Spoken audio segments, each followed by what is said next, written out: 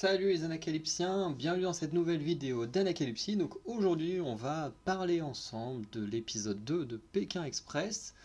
Voilà, donc comme vous pouvez le voir maintenant que je suis de retour ici, je peux me filmer tranquillement et vous parler de cet épisode, je vais dire en image plutôt en vidéo. Voilà.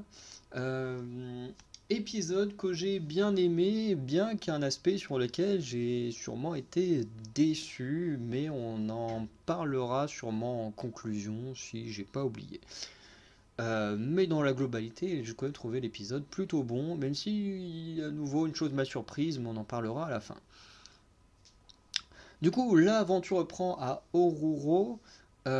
Voilà, et on nous dit, voilà, les trois premiers qui arrivent jusqu'à Stéphane à Uyuni, au cimetière de train, ces trois-là participeront à une épreuve d'immunité. Et parmi ces trois, le binôme qui arrive en premier, aura l'occasion d'être dans un hôtel de luxe pour se reposer, donc plutôt pas mal. Pour repartir, ils ont tous une mission à faire, comme bien souvent. Ici, en gros, dans le binôme, il y en a un qui doit partir chercher une photo, voilà, qui leur permettra de récupérer une pierre et tout ça. Et le second binôme, lui, possède une carte de, en hauteur du lieu et du coup doit les guider par Talkie-Walkie. Du coup, hop là, désolé, il y avait un poil qui me dérangeait sur le téléphone. Euh, du coup, voilà, ils doivent faire ça. Et une fois qu'ils ont réussi, du coup, ils peuvent récupérer une sorte de sac avec une sorte de gravier et tout, qu'ils doivent casser pour en faire des miettes, remplir un petit pot, qui a une sorte de filtre pour être rempli. Ensuite, ils vident ça dans une assiette, et avec une assiette et deux cordes, vraiment deux cordes distinctes, doivent parcourir 200 mètres jusqu'à leur sac pour ensuite partir faire du stop. Et encore là, une règle se rajoute, donc vraiment le début d'étape ultra compliqué. J'ai noté que les premiers à trouver leurs photos, ce sont Paloma et Jason. Voilà. Ensuite, on a Cyril et Luc qui, très calmes, posés et tout, vont réussir à trouver leurs photos en deuxième position. Et ensuite, 15 minutes à peu près après le couple breton, tous les autres vont trouver leurs photos, à part, je crois, oui, Alexandre et Chirine. Donc Alexandre et Chirine sont ceux qui auront le galéré le plus à se repérer dans l'espace et à communiquer pour se repérer dans, dans le lieu, quoi.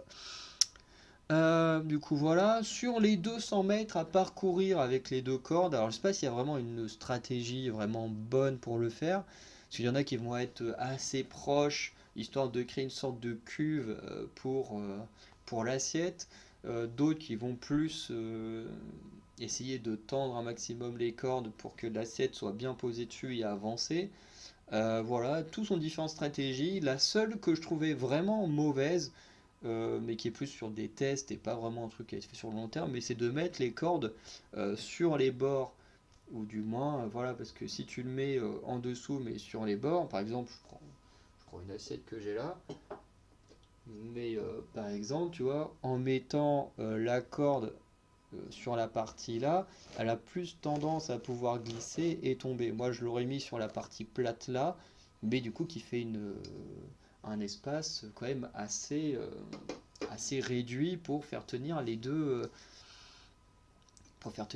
cordes. Bref, pour ça que je dis, je sais pas s'il y a vraiment une technique ou non, puisque certains binômes vont réussir le passage d'une traite, d'autres vont un peu plus galérer. Notamment le couple breton de mémoire, Cyril et Luc, sont les premiers à réussir à faire les 200 mètres, même s'ils ont dû faire une ou deux erreurs, je crois. Et suivi du coup du binôme d'inconnus, Nathalie et Angie, qui elles feront le passage d'une traite, si je dis pas de bêtises. Et pareil pour Alexandra et Laura, les deux sœurs qui feront le passage d'une traite également. Du coup, j'essaie de voir où j'en suis. Hmm, Oula, je sais plus où j'en suis. Ah oui, ok, j'ai juste pas été beaucoup plus loin dans les explications. Ok. Donc, une fois que tu as fait tes 200 mètres, tu récupères ton sac, comme je disais, et tu dois reprendre le stop. Sauf que pour reprendre le stop, eh ben, c'est pas je prends le stop comme ça, comme d'habitude. Pour reprendre le stop, il faut faire des mimes. Alors ça, la règle du mime, elle a été très très mal expliquée. Notamment parce que là, j'ai regardé un peu sur les réseaux sociaux juste avant, il y en a qui comprennent pas. Moi, je suis perdu sur les mots parce qu'on me dit oui, il doit faire deviner un mot, et puis au premier mot, tout le monde est sur le lama. Je fais ouais, ok, cool. Bon, pourquoi le lama? Mais ensuite, quand on suit les filles qui doivent faire deviner deux mots, à un moment, elles sont sur de la flûte de Pan, un truc comme ça.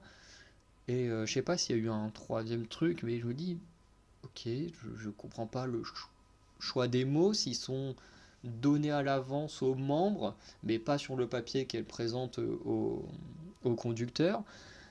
Est-ce que c'est elles qui choisissent leur mot? Alors pour que tout le monde choisisse le mot lama, ça me paraîtrait un peu bizarre. Bref.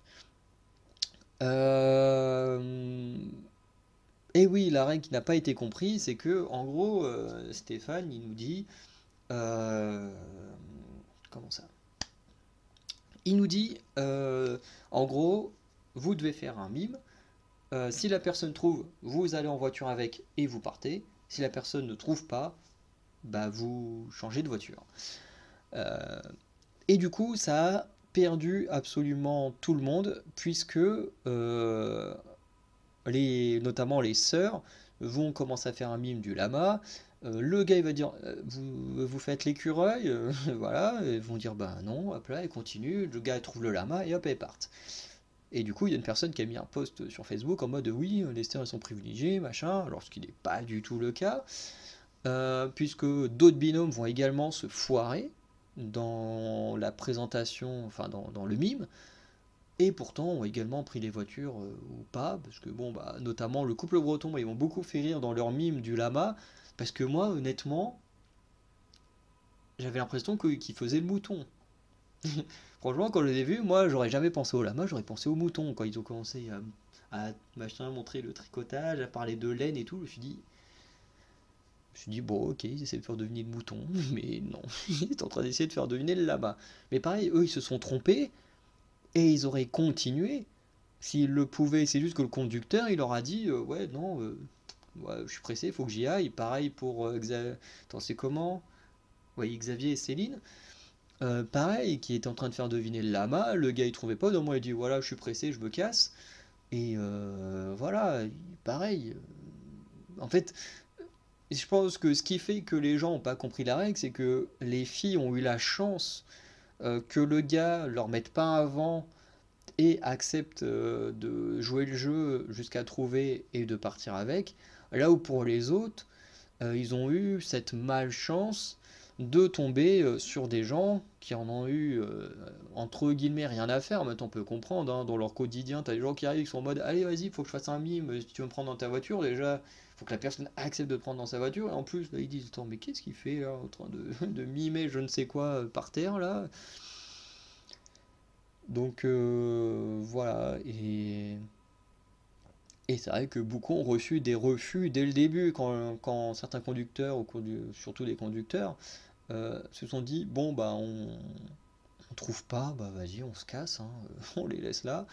Mais on est quasiment sûr que tous auraient fait la même chose, et il y a de très fortes chances que, hors caméra, certains ont sûrement eu des fausses réponses et ont quand même pu prendre des voitures.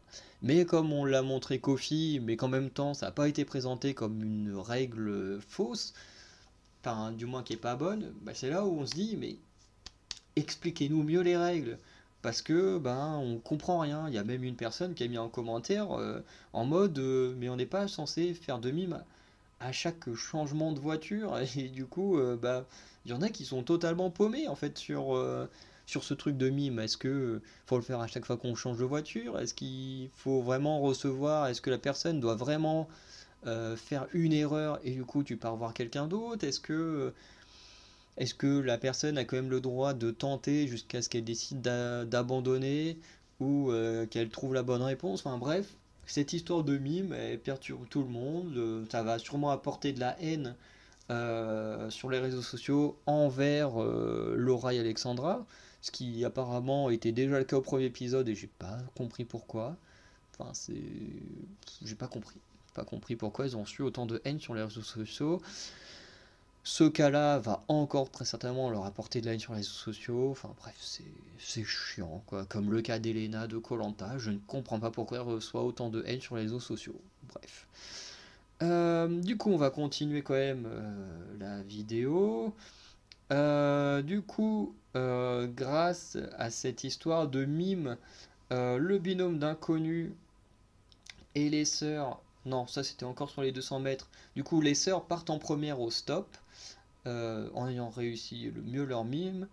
Euh, du coup, les cousins, Tanguy et Florian, eux vont finir l'épreuve en dernier. Donc eux, ils étaient encore sur le truc des 200 mètres. Ils ont galéré comme il n'y a pas, s'engueulant un petit peu.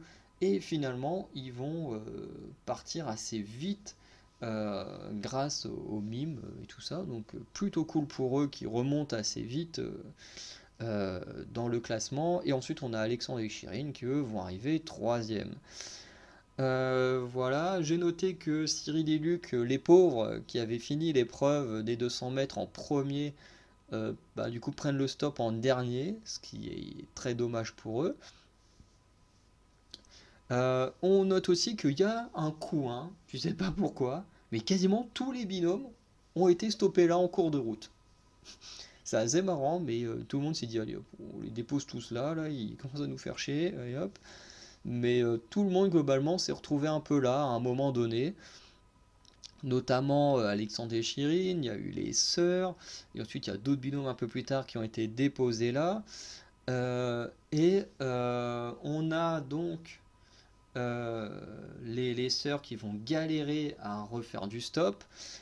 Alexandre, non, les cousins aussi. Et j'ai noté aussi que Alexandre et Chirine, Xavier et Céline, voilà, tous ceux-là vont plus ou moins être déposés au même endroit, même si les trois derniers binômes que j'ai nommés, eux, vont repartir avant les sœurs. Mais coup de chance pour mon binôme préféré, qui s'en est quand même bien sorti. Tanguy et Florian sont les premiers arrivés à Uyuni et sont donc qualifiés pour l'épreuve d'immunité et auront droit d'aller dans l'hôtel de luxe. Voilà, très cool pour eux parce que c'est ceux qui ont le plus galéré à l'épreuve de départ et qui finalement arrivent en tout premier pour l'épreuve d'immunité. Donc j'ai trouvé ça très cool parce qu'ils ont fait une belle remontada. Même s'ils étaient derniers, au lieu d'abandonner comme Alexandre et Chirine au premier épisode, eux ils se sont battus, ils ont tout fait pour réussir et ils sont arrivés premiers à l'épreuve d'immunité, donc ils peuvent être très fiers d'eux. On peut également noter que Alexandre et Chirine sont arrivés deuxième. Et les sœurs Laura et Alexandra vont arriver troisième, quasiment en même temps que Xavier et Céline. En fait, ils vont plus ou moins arriver en même temps dans la ville, sauf qu'ils n'ont pas les mêmes véhicules. Xavier et Céline, eux, ils sont en camion, et ce qui fait que eux, ils sont obligés déjà de prendre une route différente. Et il y a aussi le fait que le chauffeur, il sait pas où est le cimetière. Il sait pas où est le cimetière de train là. Et du coup, ils se perdent à moitié dans la ville. Ce qui permet aux chauffeurs des filles, déjà étant en voiture, de pouvoir mieux véhiculer dans la ville, aller dans le coin que le bus ne pouvait, enfin que le camion ne pouvait pas prendre. Et ce qui permet du coup aux sœurs d'arriver troisième et de se qualifier pour l'épreuve d'immunité. Là où malheureusement Xavier et Céline ne finissent que quatrième et à peu de choses près parce que je crois que eux de loin ils ont vu le binôme des filles passer sous leur nez. Donc voilà, un peu dommage pour eux. Du coup, voilà, pas grand chose à dire de plus, hein, c'était plutôt sympa. Je m'intéresse jamais trop au passage dans les familles et j'avoue que là, je trouvais ça sympa, c'est toujours sympa, mais bon, c'est pas ce qui m'intéresse le plus dans l'aventure. Mais j'ai trouvé que c'était quand même un peu expédié, je sais pas si vous avez ressenti ça aussi, mais ça a été assez vite. Par exemple, le couple breton, on les a quasiment pas vus dans la famille où ils étaient. À part vite fait voir qu'ils se lavent avec des lingettes, on a vu que ça. Les cousins qui étaient dans l'hôtel de luxe, bon, on a quasiment rien vu de l'hôtel de luxe, tu vois, j'aurais aimé en voir un peu plus. Là, on les a juste vus ensuite sortir dans le désert, voilà, courir dans le sable. Bon, Florian qui a été très touchant, j'ai du mal à les différencier encore, parce que j'ai pas encore retenu tous les noms et tout ça. Mais je crois que c'est Florian qui a été quand même très touchant avec l'histoire par rapport à son grand-père et tout, que j'ai beaucoup aimé, en tout cas il m'a beaucoup touché. Mais j'aurais aimé en voir plus quand même voilà, c'est quand même une récompense de fou, on utilise, voilà, vous allez gagner un super hôtel, machin, tout, et au final on n'en voit rien. Je trouvais ça assez dommage. Pareil, les sœurs, on n'a rien vu du tout de... Je me souviens même pas dans quel genre de famille elles étaient. Bon, Angie et Nathalie, non c'est bien Nathalie, hein. Je trouve pas. Ah, je vérifie que c'est bien ça. Ouais, ça a l'air, ouais, je pense que je me suis pas trompé. Du coup, ben, elles vont être dans une famille de personnes qui gèrent un truc linguistique. Et du coup, ils vont même leur faire tester des vêtements traditionnels. Ils vont ramener des gens pour faire une sorte de petit concert audio. Ça, c'était plutôt cool. Ensuite, ben, Alexandre et Chirine, pareil, on n'a pas vu grand-chose, à part en mode bon, bah, je me lave au seau et puis on prend un thé, enfin une sorte de thé. Bon, bah voilà, on n'a rien vu. Il y a qui d'autre comme binôme? Parce que j'en ai fait 5 mais ils sont combien déjà? Paloma et Jason. Oh, alors eux non plus, je sais même pas ce qu'ils ont fait cette nuit-là. Aucune idée. Et normalement, il y a un septième binôme, bah, Xavier et Céline. Pareil, aucune idée d'où ils étaient, ce qu'ils ont fait. Donc, des fois, j'ai l'impression qu'ils passent beaucoup trop de temps sur ce moment-là. Là où ici, bah, j'ai trouvé que c'était très expédié. Puis on n'a pas beaucoup été sur la recherche de logement en général. À Pékin Express, on monte beaucoup la recherche de logement. Là, on est passé direct dans les familles. Voilà, y a pas eu, on les a pas vus galérer, essayer de chercher et tout. Direct, voilà, ils avaient direct tous un logement et tout. C'est un peu dommage, même si c'est pas une partie que j'aime beaucoup. Bah, je trouve quand même un peu dommage que c'était autant expédié. J'aurais préféré quand même qu'au moins on s'attarde un peu plus sur la recherche de logement, montrer que ça peut galérer et tout ça. Là, ils ont pas galéré du tout. J'ai trouvé ça. Enfin, c'est pas le fait de galérer, mais le fait qu'on montre pas qu'ils galèrent ou même qu'ils cherchent, tout simplement. Et après, voilà, on a juste mis deux, trois binômes, surtout qu'on a mis en avant. Donc, enfin, et encore, je trouve qu'on a même passé plus de temps sur Alexandre et Chirine quand ils jouent au foot et tout avec les gamins que le binôme qui a gagné l'hôtel de luxe. Donc, quand même, voilà, on a quand même eu un binôme qui gagne la première partie d'étape, à qui on promet un truc de fou et qu'on montre pas. Bref. Ensuite,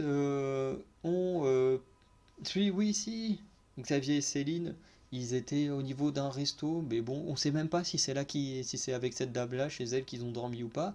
Mais j'ai trouvé très amusant le rapport avec la cervelle, là, où, euh, où Xavier était en train d'agiter le truc sous le nez de Céline pour dire vas-y, mange, goûte et tout. Puis t'as la dame qui regardait Céline, du coup Céline se sentait obligée de manger alors que ça a pas l'air bon du tout.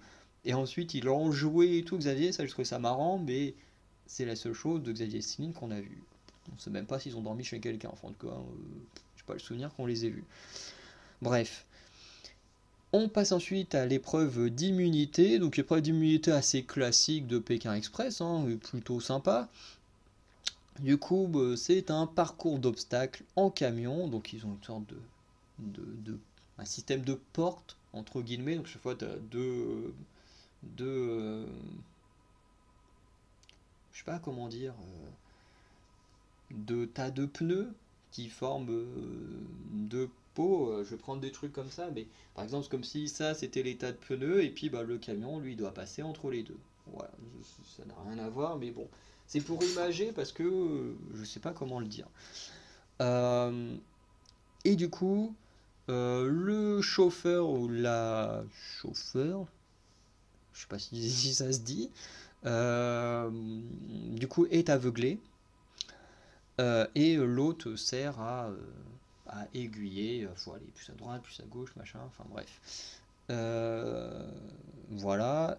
Et si tu fais tomber, enfin, ou si tu touches un des pneus, ou enfin voilà, du coup tu es pénalisé pendant 1 minute. Et ensuite, une fois arrivé au bout du parcours, t'as un énorme tas de sel. Alors au début, j'avais l'impression qu'il n'était pas si grand que ça. Par contre, quand ils ont commencé à creuser dedans et tout, je me suis dit, ah ouais, finalement, il est quand même énorme. Faut trouver du coup un sac de poivre, je crois que c'est ça, hein, un sac avec du poivre dedans, dans le tas de sel. Voilà, alors, je pense qu'ils ont dû trouver ça amusant de mettre du poivre dans du sel. Bon. Après, ils ont fait le coup avec les pizzas, hein, on est à tout pizza, donc allez hop, on fait un jeu sur les pizzas. Bon, après, c'est marrant, hein, moi je trouve ça plutôt drôle, mais bon, ils tentent de l'humour en même temps, côté des épreuves, voilà. Du coup, on a les sœurs qui vont tout défoncer sur la première partie du jeu. Elles vont clairement réussir le parcours avec un quasi sans faute. Du moins, on a l'impression qu'elles font pas de faute, mais il y en a peut-être eu qui ont été cutées. Euh, Alexandre et Chirid vont plutôt bien réussir l'épreuve, bien qu'un tout petit peu derrière les filles. Et on a Florian et Tanguy qui, alors eux, vont galérer. Ils vont perdre beaucoup de temps juste à démarrer le camion. Par contre, après, ils vont faire un sans faute. Et du coup, ils vont réussir à rattraper les deux autres binômes sur la recherche dans le tas de sel. Et du coup, grosse déception. Moi qui voulais absolument que les filles gagnent ou que les cousins gagnent, voilà, et ben c'est Alexandre et Chirine qui ont gagné l'immunité. Alors moi je leur en veux pas autant que les gens leur en veulent par rapport à la tyrolienne la semaine dernière. Alors certes moi je pense comme beaucoup qu'ils auraient dû être pénalisés pour refus de faire une épreuve. Mais bon, de là à leur en mettre plein la tronche comme les gens y font sur internet, non, non, je cautionne pas du tout ce comportement, que ce soit sur eux, que ce soit sur les sœurs, ou encore sur koh, que ce soit sur Elena. Tout ce genre de comportement, je ne cautionne pas. Je peux comprendre euh, ce que les gens ressentent, mais je ne cautionne pas l'acte de diffuser de la haine sur Internet. Bref. En tout cas, c'est sûr que moi, c'est un binôme que j'ai pas très envie de soutenir, Alexandre et Chirine, parce que bah, si ça devient trop dur à chaque fois et qu'Alexandre il abandonne et que quand c'est facile, bah là il se donne à fond, c'est sûr que ça donne pas envie de les suivre. Après, sur cette étape, ils sont donnés à fond tout le temps, donc bon, il n'y a rien à dire là-dessus sur cette étape. Mais on voit sur les réseaux sociaux que certains gardent une certaine rancœur de la semaine dernière. Du coup, bah, comme je disais, Alexandre et Chirine vont s'immuniser, alors que j'aurais préféré que ce soit les sœurs, parce que bah, moi, mon binôme préféré, c'est les sœurs. Et voilà. Du coup, pour gagner l'étape, il faut se rendre à Two Pizza, lieu très particulier, puisque dans l'histoire, ce serait le lieu où non, oui, si c'est eux, Butch Cassidy et le Kid. Non. Oula, attends, je suis en train de confondre. Non, c'est pas ça. Pourquoi je pense à lui? Putain, j'ai pu les. Ah, j'ai. Non, j'ai pu. Oh putain, j'ai perdu les noms. Enfin bref, des truands de l'époque qui avaient fait leur dernier braquage à Two Pizza et qui ensuite ont disparu dans les canyons qui étaient derrière. Euh, mais donc j'ai complètement oublié les noms. J'ai Butch Cassidy et le Kid en tête, mais je suis pas sûr que ce soit ça. Bref. En tout cas, pour réussir l'étape, cette fois le mime est supprimé, c'est juste du stop pur pour aller à Two Pizza. Du coup, Alexandre et Chirine partent en premier, suivi des sœurs puis des cousins. On va avoir des tensions entre Paloma et Jason et les binômes d'inconnus, et Paloma et Jason qui étaient un peu plus malins que le binôme d'inconnus. Bon, ça, malheureusement, leur sera pas bénéfique sur le long terme, mais en gros, c'est un peu une technique que souvent les gens y font. Alors, dans le cas des binômes d'inconnus, c'est-à-dire que quand quelqu'un est en train d'attendre à un endroit donné, eh ben, les gens ils se disent je vais aller un peu plus loin devant, comme ça moi je peux arrêter les voitures en avance, et du coup, bah, plus de chances de partir avant. Le problème, c'est que là, le binôme d'inconnu était trop proche. Ce qui fait que quand ils ont commencé à arrêter la voiture, bah, la voiture, elle a commencé à s'arrêter, mais le temps qu'elle aille sur le côté et qu'elle s'arrête, et ben, elle s'arrêtait devant Paloma et Jason, bah, qui du coup en ont profité pour prendre la voiture. Et comme Jason il le dit, c'est pas marqué Nathalie NG sur la voiture, ou voilà, quoi que ce soit. La voiture elle s'est arrêtée devant eux, bah, ils en profitent, hein, ils vont pas se mettre à aller hop, vas-y, prenez la voiture. Bah non, c'est un jeu, faut gagner, il n'y a pas de pitié pour les autres, très clairement. Et du coup, c'est ce qui va se passer. Du coup, Paloma et Jason, ils prennent la voiture, ils partent, et malheureusement, ils vont être déposés un peu plus tard dans un endroit complètement désert où il n'y a pas de passage. Et comment dire et et du coup, oui, le binôme inconnu va leur repasser devant.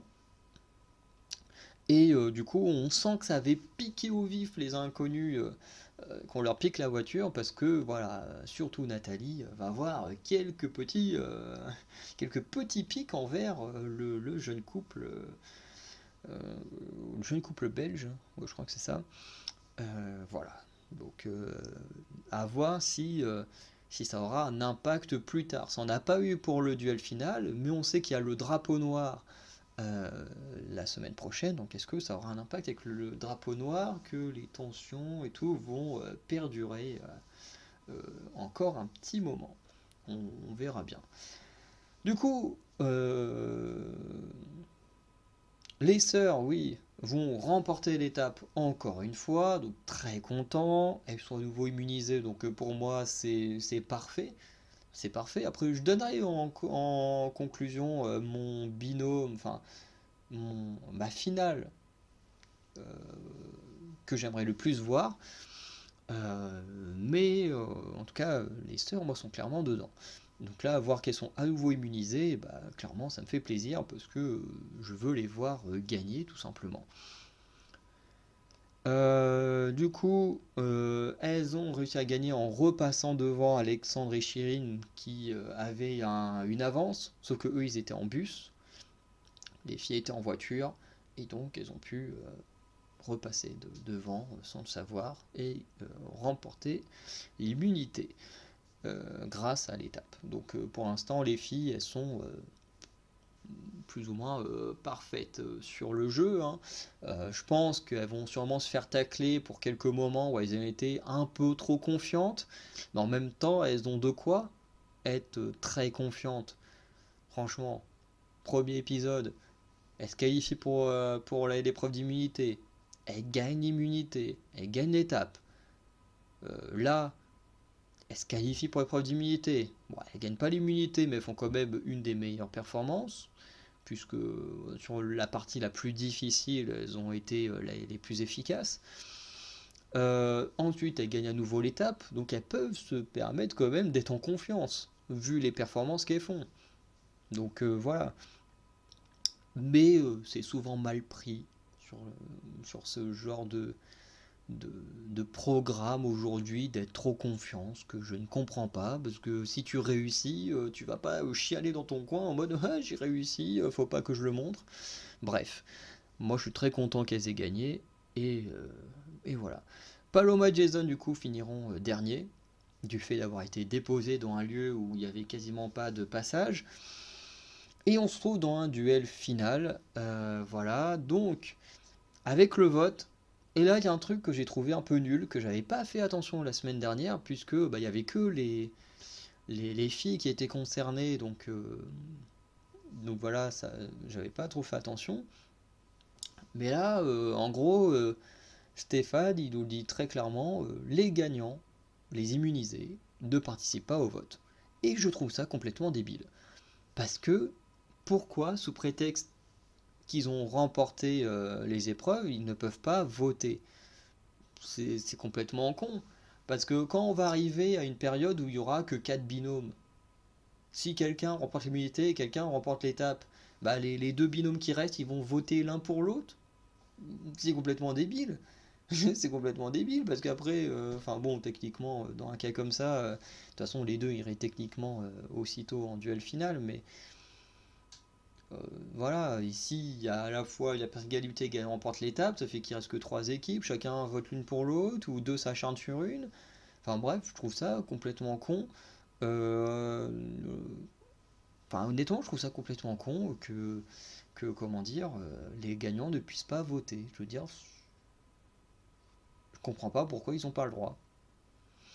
Si quelqu'un a une idée de pourquoi ils n'auraient pas le droit, n'hésitez pas à le dire, mais moi je ne comprends pas. Pour moi, gagner ne devrait pas t'empêcher de voter. Parce que pourquoi est-ce que toi, en tant que gagnant, tu peux pas également avoir de la stratégie sur les votes? C'est quelque chose que j'arrive pas à comprendre. Bref, égalité sur les votes secrets entre Angie et Nathalie, ainsi que Cyril et Luc. Voilà, et malgré les petites tensions qu'il y avait eu pendant la course, finalement, Paloma et Jason vont choisir le couple breton. Voilà, parce que Nathalie et Angie ont déjà été au duel final la semaine dernière. Donc, plus ou moins, ils décident d'emmener un nouveau binôme. Surtout que Nathalie et Angie ont déjà gagné une épreuve finale. Donc, c'est vrai que tu as moins envie d'affronter une personne qui l'a déjà remporté. Tu dis contre des gens qui connaissent pas, comme nous on connaît pas, on est au même niveau plus ou moins sur le duel final, donc autant tenter le coup comme ça. Je pense que j'aurais fait la même chose qu'eux, honnêtement. J'aurais choisi quelqu'un qui, comme nous, ne connaît pas le duel final, plutôt que choisir quelqu'un qui l'a déjà gagné. Du coup, on a Paloma contre Cyril. Alors, très étonné, moi je pensais quand même que Jason allait y aller.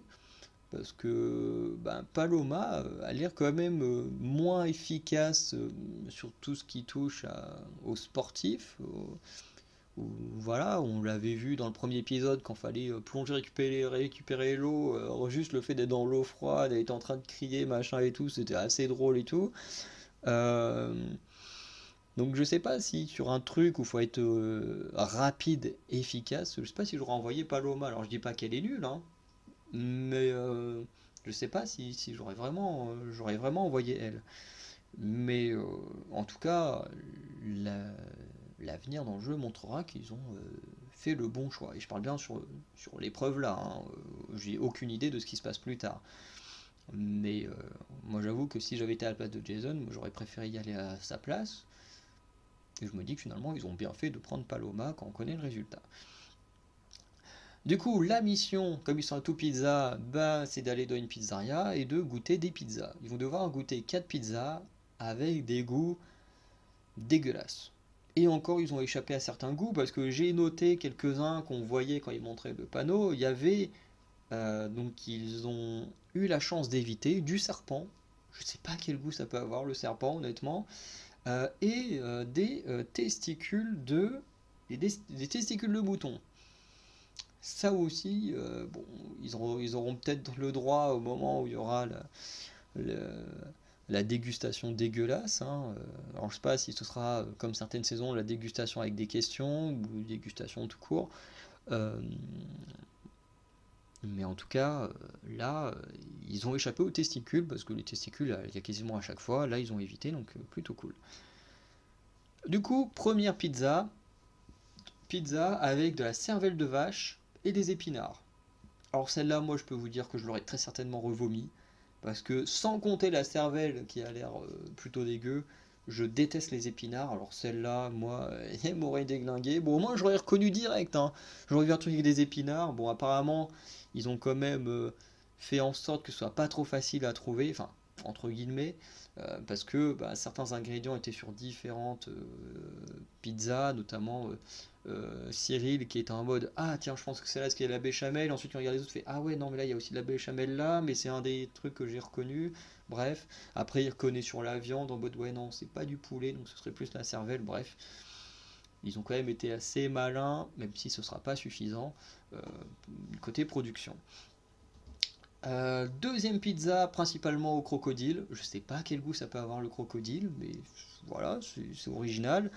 La troisième, euh, pareil, je pense que je l'aurais dégueulé aussi. Bon, on a de la tomate, ça j'aime bien. Il y a du fromage de chèvre. Le fromage de chèvre, j'ai du mal avec. Mais surtout, il y avait du cochon d'Inde. Heureusement qu'ils sont aveuglés. J'ai oublié de le dire, mais ils sont aveuglés pour l'épreuve. Parce que bouffer du cochon d'Inde, quand tu vois, là, nous on le voit à l'écran, t'as les pattes, t'as la tête et tout. Oh là là, j'aurais détesté ça. En plus, moi qui mange très lentement, et là des trucs dégueulasses, alors c'est vraiment une épreuve qui aurait pas été faite pour moi. Et du coup, la quatrième pizza est au fromage, aux pommes de terre. Alors ça c'est parfait, hein. Moi, fromage pomme de terre, c'est mes pizzas préférées.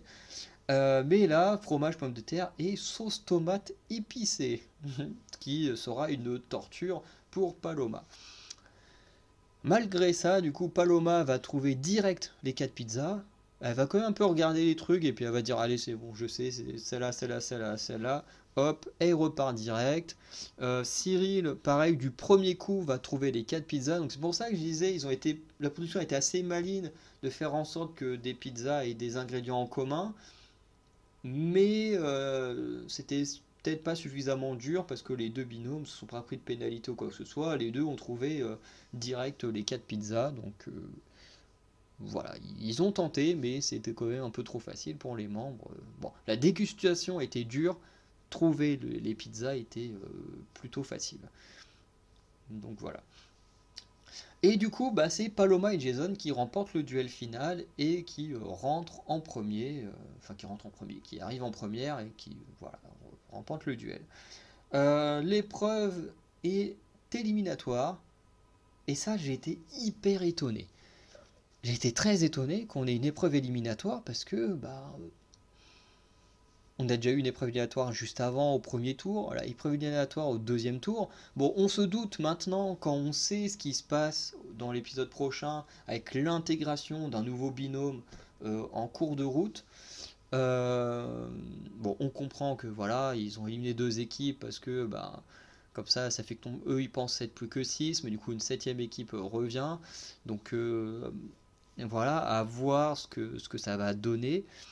Mais c'est vrai que sur le coup, quand ils ont été éliminés, je me dis, oh, putain, 2 équipes sont éliminées direct dès les 2 premiers épisodes, c'est chaud quoi, je m'y attendais pas du tout. Donc septième équipe, enfin nouvelle équipe qui va apparaître la semaine prochaine, et il y a un truc que j'ai très hâte de voir, c'est est-ce que à Pékin Express, ils vont réagir comme à koh.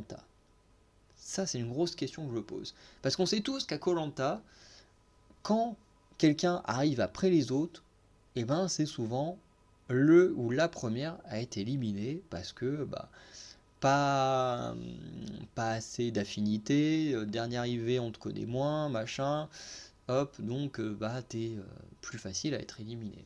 C'est très souvent comme ça à koh. Et j'avoue que là, je me questionne, est-ce que si ce nouveau binôme ne gagne pas l'immunité, ne gagne pas l'étape, est-ce que les autres vont forcément le sélectionner pour le duel final? C'est une grande question que je me pose. Et que du coup j'ai très hâte pour ça de voir l'épisode prochain. Chose que je disais qui m'a un peu déçu, c'est comment ils ont vendu l'épisode. On nous a vendu le désert de sel, machin et tout, juste en fait pour qu'on le voie. En fait, on le regarde comme ça de loin et moi je m'attendais, pas on parle de désert et tout, je m'attendais à une épreuve comme on a vu dans les vrais déserts. Bon, là c'est pas un faux désert, mais bref, vous voyez ce que je veux dire. Des vraies épreuves dans le désert, peut-être mieux formulé comme ça. Comme à l'époque où, vous savez, ils sont là avec le plateau, ils ont un verre, et puis tu montes à d'autres chameaux. Bon, je pense pas qu'il y ait des chameaux en Amérique du Sud, mais bref, ils peuvent trouver autre chose, et puis qui devaient traverser une certaine distance dans le désert, essayer de s'orienter et tout. Enfin bref, je m'attendais à un truc comme ça. Et non, rien du tout. Rien du tout, à part l'épreuve des camions, là, avec les obstacles. C'est tout ce qu'on a vu du désert. Moi, je m'attendais pas du tout à ça. Je m'attendais à quelque chose de plus dingue, quoi. Et pareil, dans le teaser de la semaine dernière, on nous teasait beaucoup également. Hein,